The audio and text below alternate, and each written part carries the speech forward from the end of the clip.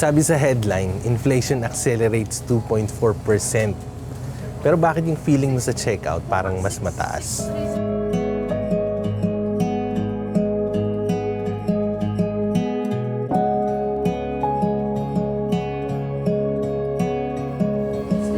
At dito pa lang, klaro na. Kahit bumagal ang ilang items ng CPI, sa grocery aisle, hindi nagpapreno. StatsCan mismo ang nagsabi, grocery prices were unchanged month over month, pero up 5% year over year.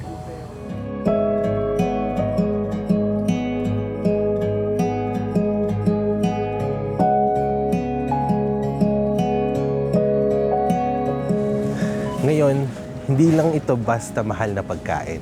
May specific na mga items na talagang tumutulak pataas at may mga items na parang araw-araw na panggising natin.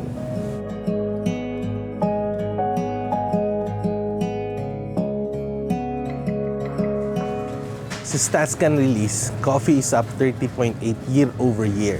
Fresh or frozen beef is up 16.8%. Sila yung largest contributor sa 5% grocery increase. Tapos yung mga items na madalas nasa cart natin, lalo na yung mga pangbata at pambahay, tumaas din. Potato chips and other snack products, 7.9%. Confectionery, up 14.2%.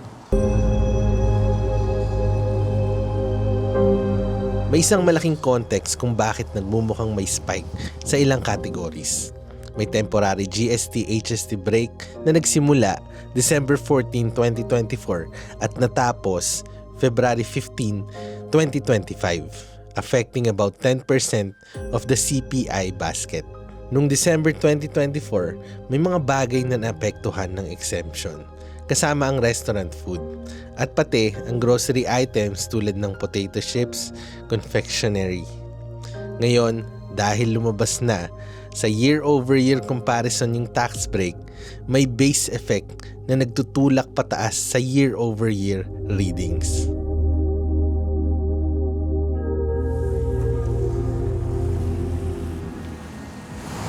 Ngayon, ito yung mas sensitive sa marami sa atin, yung pagkain sa labas. Kasi sa totoo lang, hindi lahat ng tao may oras magluto araw-araw. Lalo na kung shift work, dalawang trabaho, o naghahabol ng daycare pickup. Sa December 2025, food purchased from restaurants tumaas ng 8.5% year over year, galing 3.3% noong November. At sinabi ng StatsCan, restaurant prices ang largest contributor sa mas mabilis ang growth ng items ng CPI. So kapag weekend treat, quick takeout o family dinner sa restaurant, mabilis ang sakal sa budget kaysa sa grocery. At ito yung reality na mas ramdam ng mga pamilya na nagbabudget at nagre-remit pa.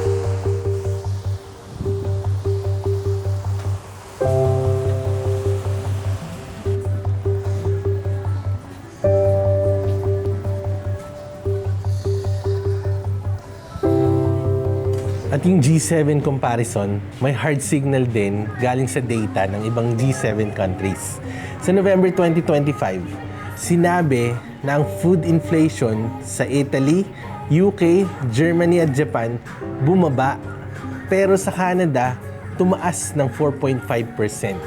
Pinakamataas since December 2023.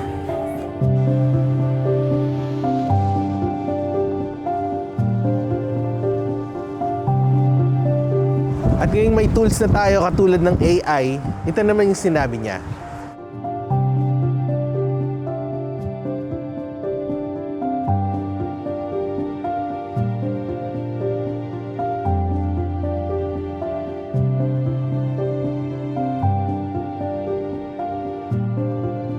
So hindi lang Canada ang tumataas ang mga bilihin.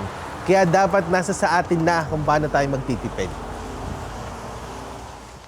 Ilocos empanada. Ilocos empanada? Just one order? Okay. Okay. Perfect. Thank you. Tapos pagdating ng December 2025, may reports na nagsasabing overall food prices in Canada were up 6.2%, At sa grocery, up 5%. At may comparison pa na roughly double daw ng US rate based sa reporting.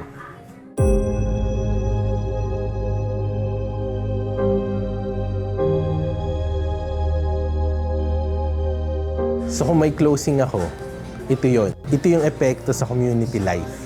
Yung simpleng kain tayo, minsan nagiging next time na lang.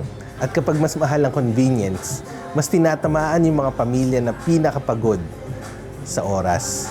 Tapos, sila pa yung pinakawalang wiggle room sa budget.